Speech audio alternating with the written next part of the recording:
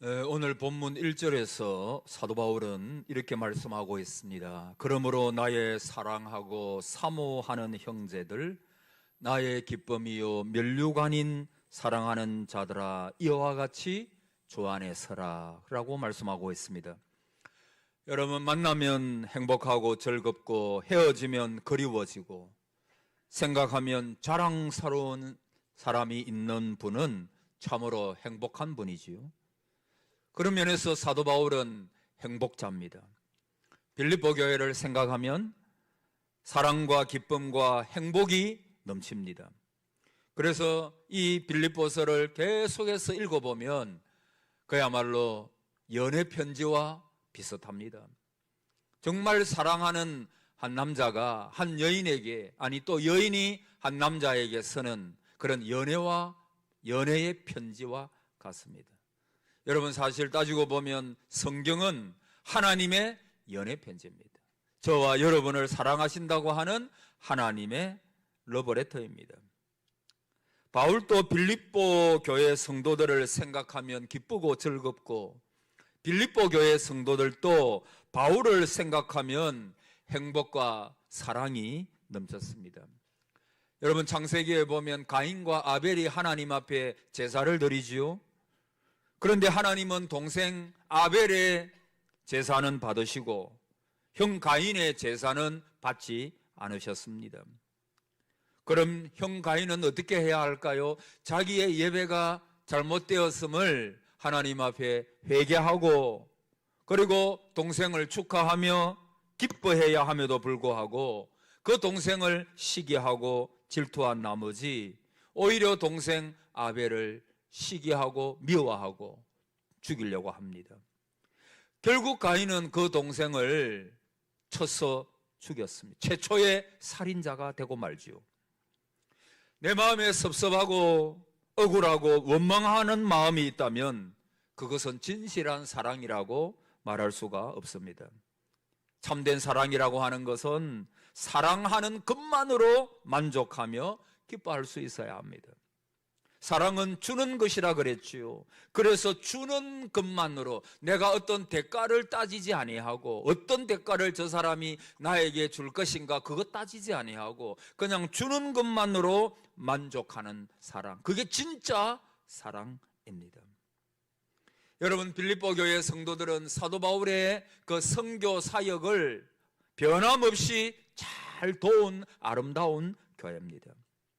그래서 앞으로 생각하겠지만 빌립보 4장 14절 이하에 보면, 그러나 너희가 내 괴로움에 함께 참여하였으니 잘하였도다. 빌립보 사람들아, 너희도 알거니와 복음의 시초에 내가 마게도냐를 떠날 때에 주고받는 내 일에 참여한 교회가 너희 외에 아무도 없었느니라. 여러분, 사도 바울이 감옥에 갇힌 몸이 되고 늙어 힘이 없게 되자 많은 교회 사람들이 바울을 잊었습니다. 그러나 한 교회, 빌립보 교회의 성도들은 이 사도 바울이 자유로울 때나 감옥에 매여 있을 때나 아니면 젊었을 때나 늙었을 때나 변함없이 끊임없이 희생적으로 사도 바울을 도왔습니다. 그래서 사도 바울이 이렇게 말씀하고 있죠. 내 일에 참여한 교회가 너희 외에는 아무도 없었느니라. 오직 빌립보 교회, 빌립보 성도만이 사도 바울의 그 선교 사역에 끝까지 참여하였다. 시종여일한 교회, 처음과 끝이 계속해서 같은 교회, 그 변함없는 사랑과 봉사로 인하여 사도 바울이 빌립보 교회, 그 빌립보 교회 성도들을 생각할 때마다 마음에 기쁨이 넘쳤다. 그래서 이렇게 말하고 있지요. 나의 기쁨이요. 따라합시다. 나의 기쁨이요, 나의 면류관인 사랑하는 자들아. 누가 그래요?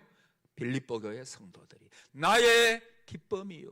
그러니까 여러분, 사도 바울이 이 빌립보 교회 성도들을 어디서 생각하나요?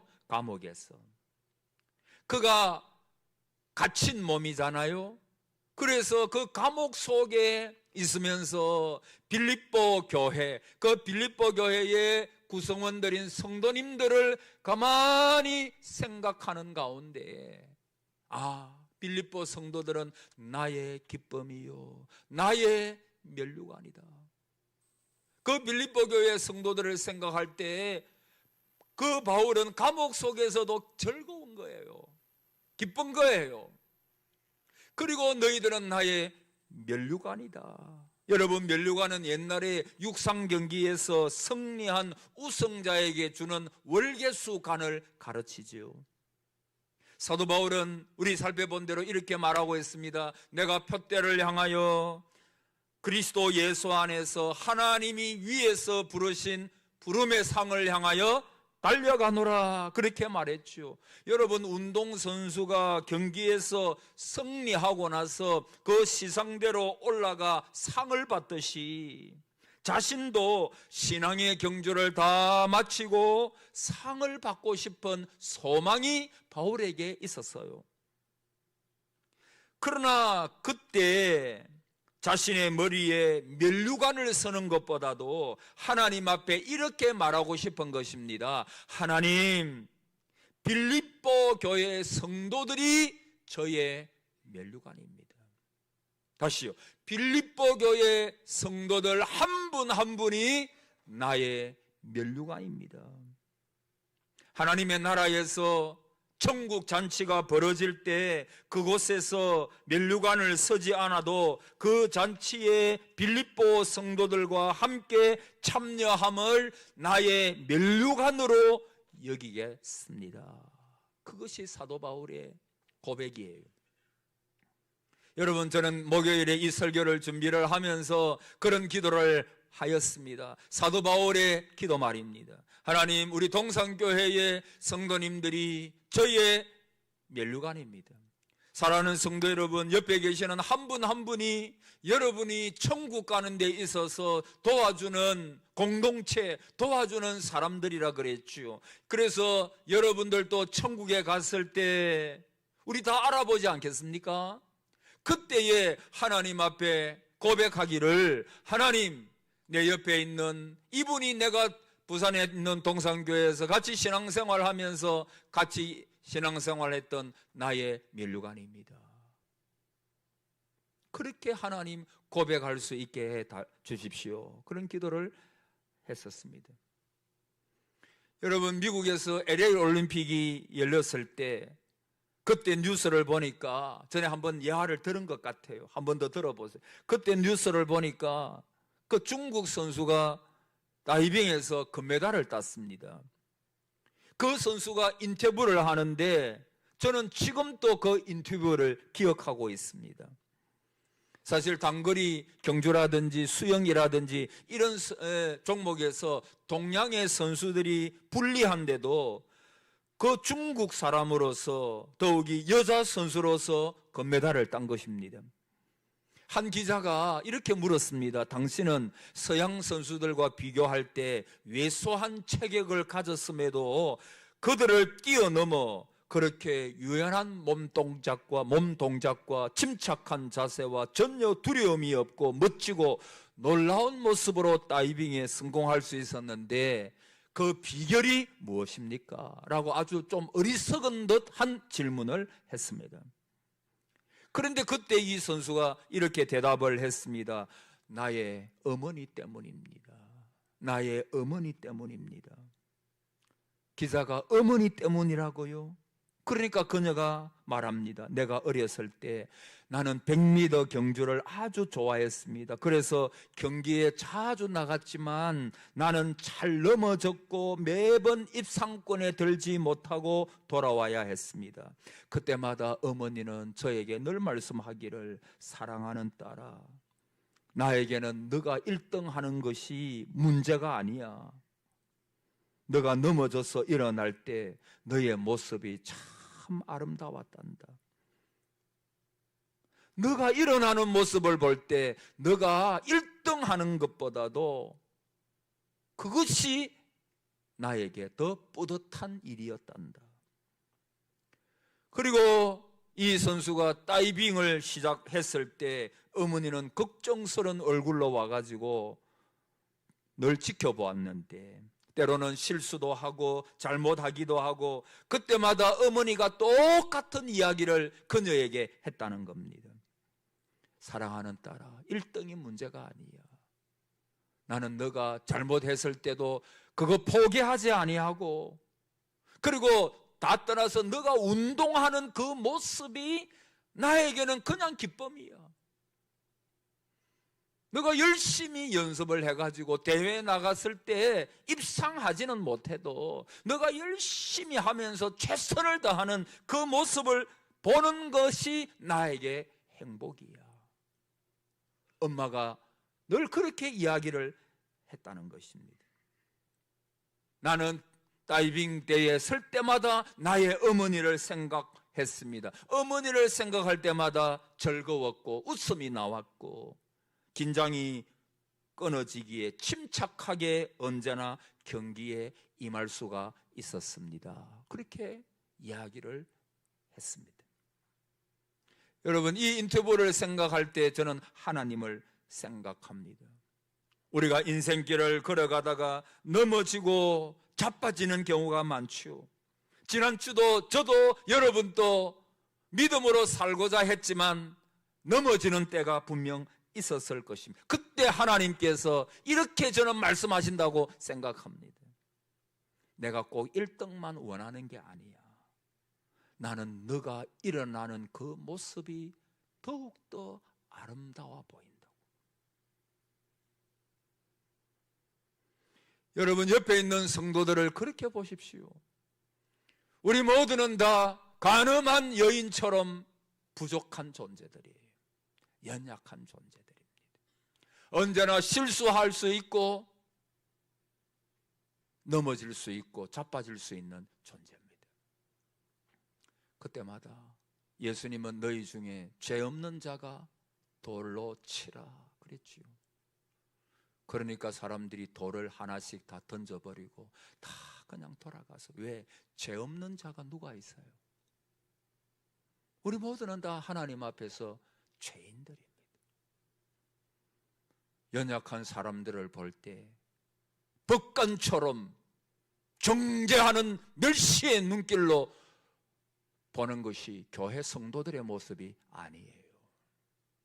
도리어 그를 위하여 기도해주고 일으켜주고 사랑해주고 격려해주고 그럴 수도 있지 라고 말해주고 말이에요. 여러분, 그것이 교회 아니에요?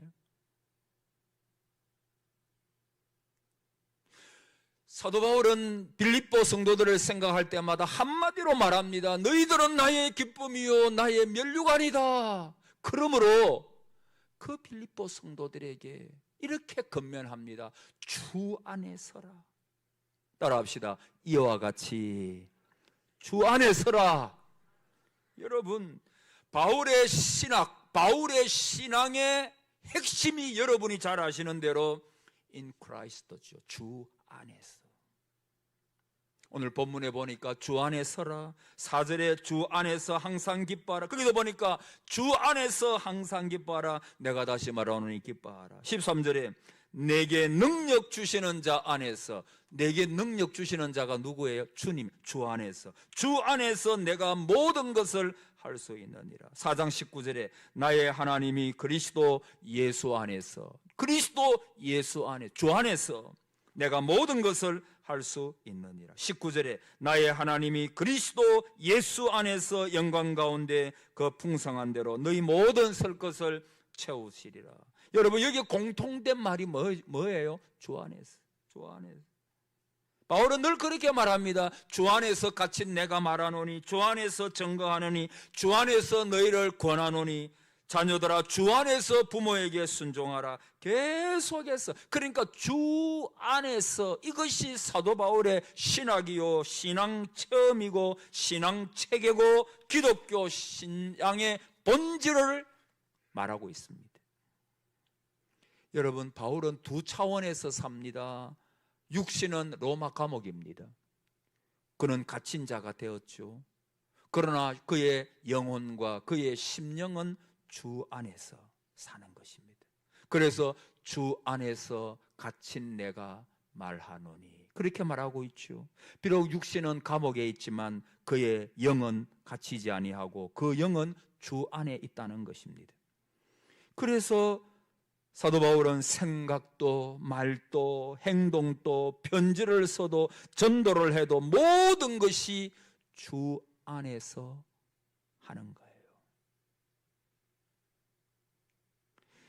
이와 같이 주 안에 서라. 다시 따라합시다. 주 안에 서라. 여러분, 이 선다라고 하는 말은 전투적인 용어거든요. 여러분, 옛날에 로마 원형 경기장이 있잖아요. 그 로마 원형 경기장 굉장히 큽니다. 거기에 맹수와 싸우는 검투사가 있습니다.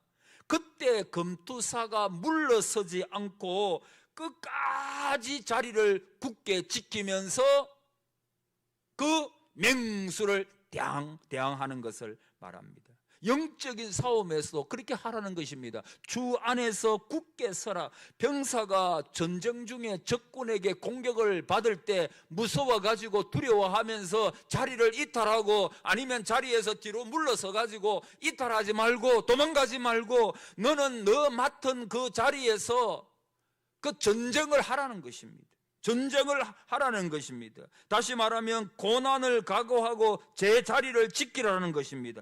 빌립보 성도들아, 지금까지 인내하며 하나님을 위하여 하나님의 일을 위하여 협력한 것처럼 그렇게 굳게 서라. 이단이 올 때도 굳게 서라.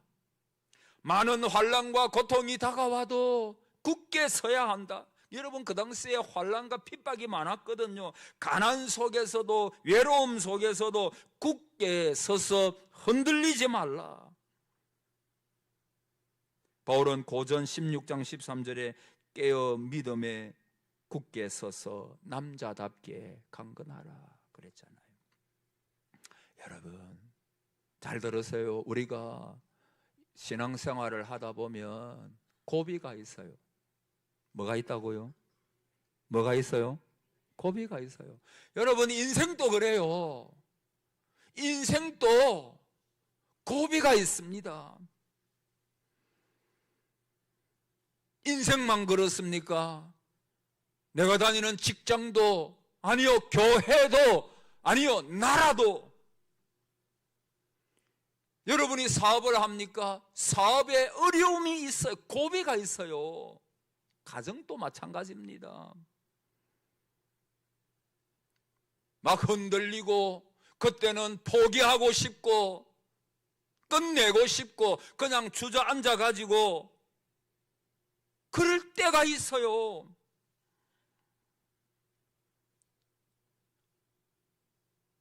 그때 이 말씀을 기억하세요. 주 안에 서야 한다. 물러서지 말고 도망가지 말고. 여러분, 옛날에 멜 깁슨이라고 하는 사람의 주연 중에 패트리어트라고 하는 영화가 이때 저는 보지는 않았습니다만은 그 내용 중에 이런 내용이 있습니다. 이것은 1776년, 그러니까 오래전이죠. 1776년 그 미국의 사우스 캐롤라이나 주에서 있었던 미국의 독립전쟁이 이 영화의 배경이래요. 근데 그 영화에는 전쟁의 장면이 자주 등장을 하는데 전쟁 당사자들이 서로 마주 본대요. 그래서 저쪽에는 북군이 있고 이쪽에는 남군이 있습니다. 그래서 서로 줄을 지어가지고 딱 대면합니다. 그리고 서로 총을 겨누는데 첫째 줄이 무너지면, 그 제일 앞에 선 줄이 있잖아요. 그 첫 번째 줄이 무너지면 다음 줄이 또 나와가지고 총을 겨누는 거예요. 여러분, 이 영화의 배경이 되는 게 불과 200 몇십 년 전인데 옛날에는 그렇게 전쟁을 했대요. 그 미국의 독립전쟁 그렇게 오래된 것도 아니잖아요. 근데 그때는 군인들이 한 줄로 서로 서가지고 저쪽도 마찬가지고 그렇게 전쟁을 하는 것이 최고의 전술이었답니다. 여러분, 역사를 보면 2000년 전에 로마도 전쟁 역사를 보면 그런 전쟁을 했다고. 앞줄에 서고 요 또 뒤에 서 두 나라 그렇게 하는 거예요. 그리고 그 뒤에 줄을 맞춰가지고 쭉 서는 겁니다. 그때 내가 서 있는 줄이 무너지면 뒤에 있는 전우들과 가족들의 생명이 위협받는 것입니다. 그래서 그 앞줄에 서 있을 때는 죽음을 각오하는 거지요. 왜냐하면 저쪽에서 총을 쏘면 제일 먼저, 활을 쏘면 제일 먼저 맞는 것이 제일 앞줄이잖아요. 앞줄에 서 있는 자들이잖아요. 그래서 그 당시에는 자기 자리를 잘 지키는 것이 우리의 전우들과 후방에서 살고 있는 가족들의 생명을 지키는 것이었대요. 바울은 그 모습을 그리고 있는 거예요.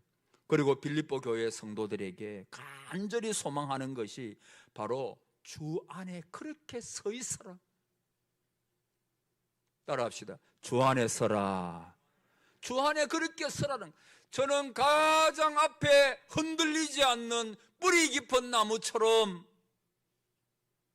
하나님 앞에 서 있기를 소망하면서 이 설교를 준비했습니다.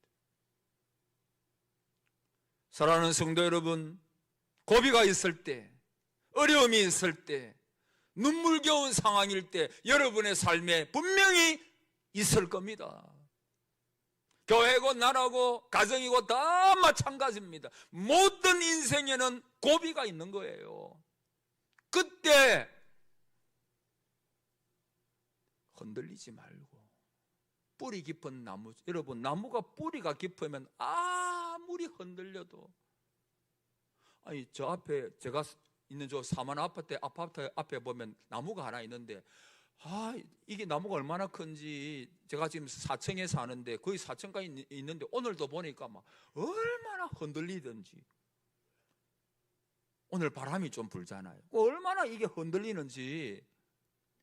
근데 이게 태풍이 와도 꺾여지지 않아요. 그래서 제 생각에, 이야, 저 나무, 비록 우리 아파트 앞에 있는 나무지만, 나중에 가면서 한번 보세요. 아파트 앞에 있는 나무지만은 저 뿌리가 깊은갑다. 뿌리가 깊은갑다. 그러니까 막 태풍이, 여러분 우리 서동 여기 얼마나 바람이 심합니까? 그런데도 이게 한 번도 넘어진 적이 없어. 제가 여기 이사 오고 나서 딱 버티고 서 있는 거예요. 그래서 제가 아침에 올라오면서 제가 그런 말을 나무에게 하고 왔습니다. 장하다 나무야. 한번 따라해 보세요. 장하다 나무야. 진짜 장한 나무예요. 딱 버티고 서가지고 흔들리지 않는 거예요. 그래서 참 장하다. 여러분 이사야 26장에 보면 그 해산하는 여자의 수고에 대하여 말씀한 내용이 나오잖아요. 그 비유의 말씀인데, 여러분 인간이 치를 수 있는 가장 고통 가운데 힘든 고통이, 저는 겪어보지 않았지만 단연코 해산의 고통 아니겠어요? 그 진통, 그 아픔은 어떤 말로도 형용할 수 없을 거예요. 그래서 여자분들을 참 존경하게 되죠. 근데 여러분 여자분들이 해산할 때 그 고통을 기쁨으로 참아내요. 막 소리를 지르면서도 참아냅니다. 왜 그렇습니까? 앞에 있는 생명의 약속이 있기 때문입니다.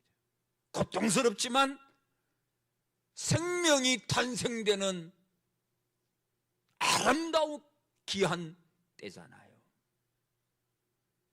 그런데 보십시오. 여인이 해산의 고통을 다 치르고 아이를 낳았으나 바람 같다 그래. 이사야 26장 18절에 우리가 잉태하고 상고를 당하였을지라도 바람을 낳은 것 같아서, 바람을 낳은 것 같아서. 여러분, 잉태하고 상고를 막 했는데 나중에 낳아보니까 바람을 낳았다는 말은 낳아보는데 죽었다는 것입니다.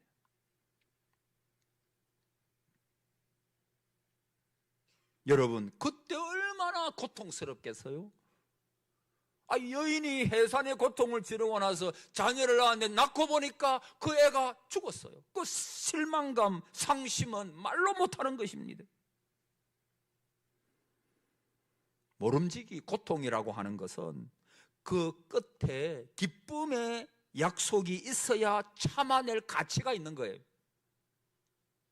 만약에 끝에 허무와 절망과 실망만이 기다리고 있다면 우리는 고통을 치르기도 전에 넘어질 거예요.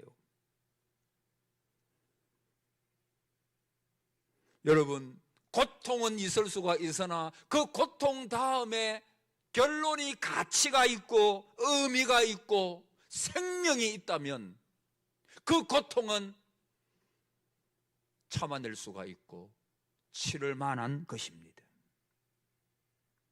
이것은 생명의 문제요, 약속의 문제입니다.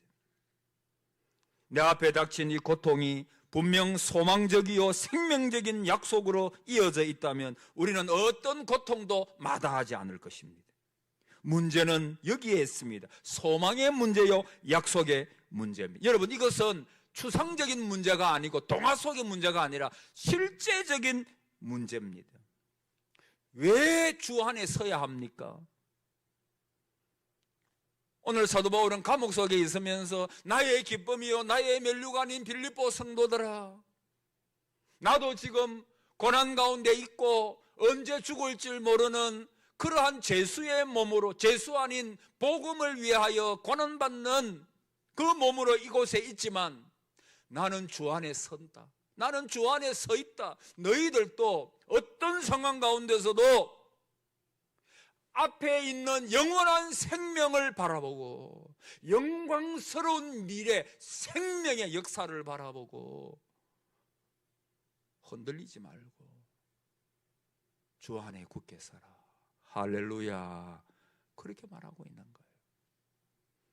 저와 여러분이 믿는 분이 누굽니까? 살아계신 하나님이십니다. 우리의 운명을 주장하시는 창조주 하나님이십니다.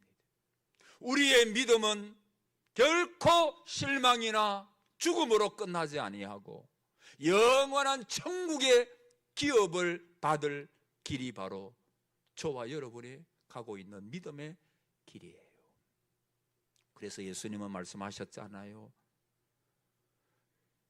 좁은 길로 가야 된다. 여러분, 좁고 협착한 길에는 찾는 사람이 적어요. 왜?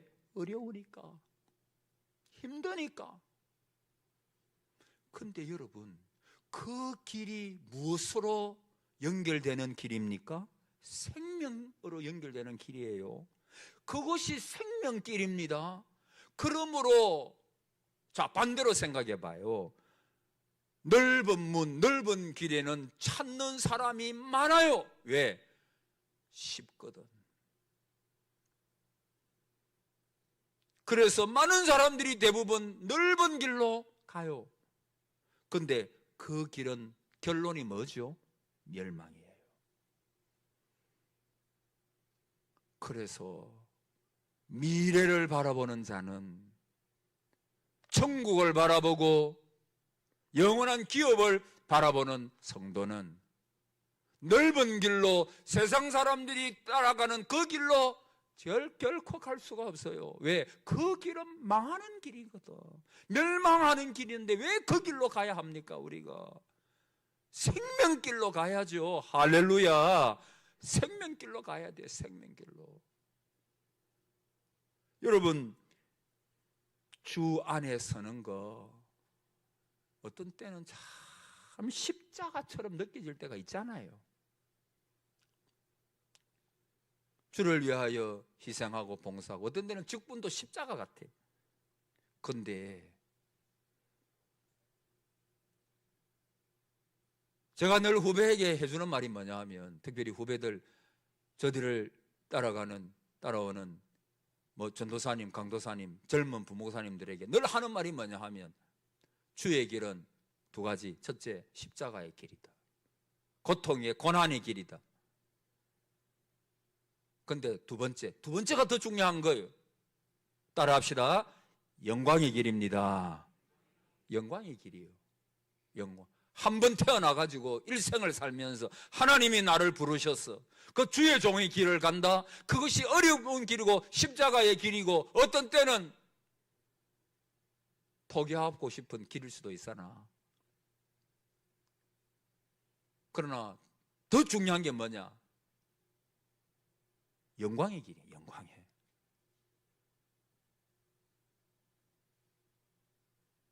그래서 저나 여러분들이나 예수 그리스도를 잘 믿어야 됩니다. 예수 잘 믿으시기를 축복합니다. 예수님 잘 믿어야 돼요. 옛날 한경직 목사님 살아계실 때 찾아온 목사들 보고 목사님들 예수 잘 믿으세요 그랬잖아요. 저는 젊을 때는 예수 잘 목사 보고 예수 잘 믿으라. 아니 목사가 신학도 하고 맨날 예수 잘 믿으라고 하는 사람인데 왜 예수 잘 믿으라고 그 어른이 이야기했을까?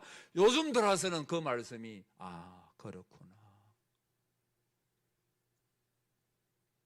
예수 잘 믿어야 되겠구나. 어떻게 보면 따지고 보면요, 목사라고 다 천국 가는 게, 목사라고 다 예수 잘 믿고 장로님이라도 권사 다 예수 잘 믿을까요? 저는 그렇지 않다고 생각합니다. 자, 한번 따라합시다. 예수 잘 믿읍시다. 자, 옆에 분들은 인사하세요. 예수 잘 믿으세요. 자, 인사해 보세요. 예수 잘 믿으세요. 하라니까 왜 안 합니까? 다 하는데 몇 번 안 하네 보니까. 자, 한 번 더 합시다. 예수 잘 믿읍시다. 그래 합시다. 네.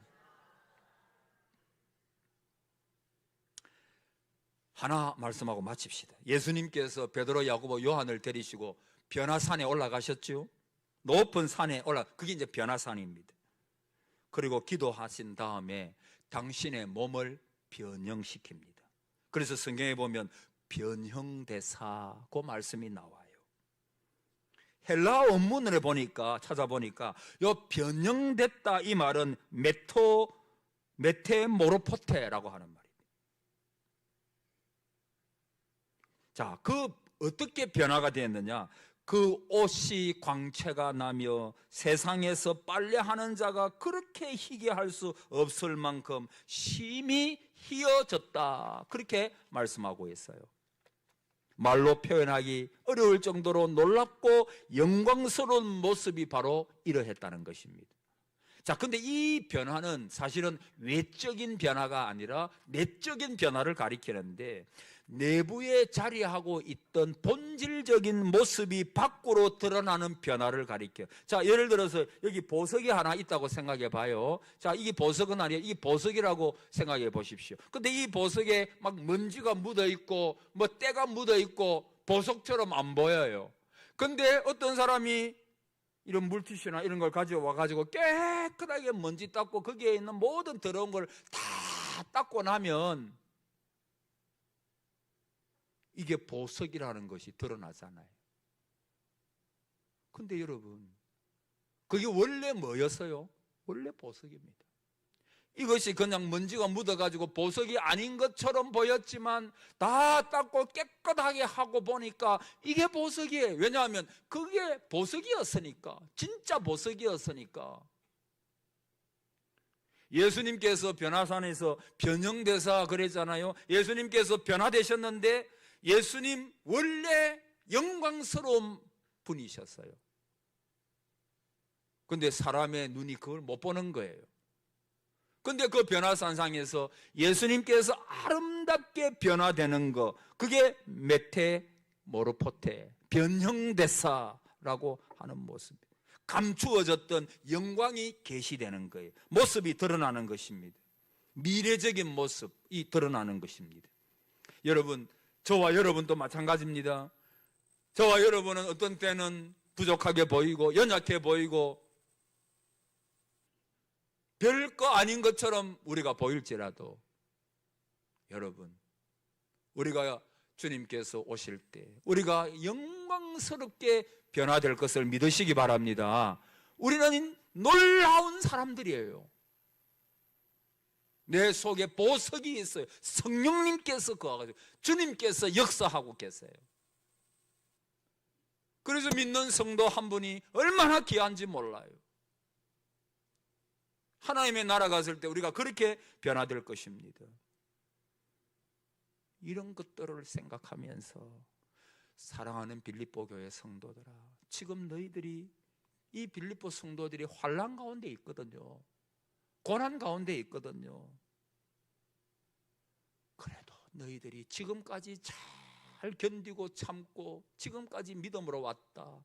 앞으로도 계속해서 주 안에 서라. 주 안에 있어라. 이 믿음을 사수하라.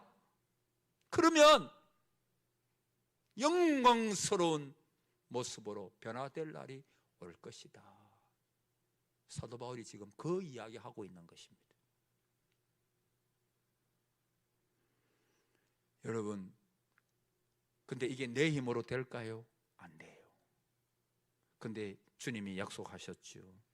내가 세상 끝날까지 너희와 항상 함께 있으리라. 따라하고 마칩시다. 너희와 항상 함께 있으리라. 할렐루야. 항상 함께 있을 테니까 너의 힘만 의지하지 말고 내 속에 계신 성령님 의지하고 주님만 바라보고 주 안에 초지일관, 지사충성, 시종여일, 처음이나 나중이나 같이 그런 모습으로 주님 앞에 서 있어라. 사도 바울은 빌립보 성도들에게 그렇게 말씀하고 있는 거예요. 여러분, 오늘날까지 믿음 생활 잘 달려오셔서 앞으로도 저와 여러분, 여러분의 가정이, 우리 교회가 주 안에 굳게 서서 흔들리지 않는 그러한 성도로 끝까지 잘 달리셔서 영광스러운 하늘의 복을 다 받아 누리며 이 땅 위에서도 세상 끝날까지 내가 너와 함께 있겠다 하신 그 주님을 붙들고 승리하는 아름다운 삶이 되시기를 축복합니다. 아멘.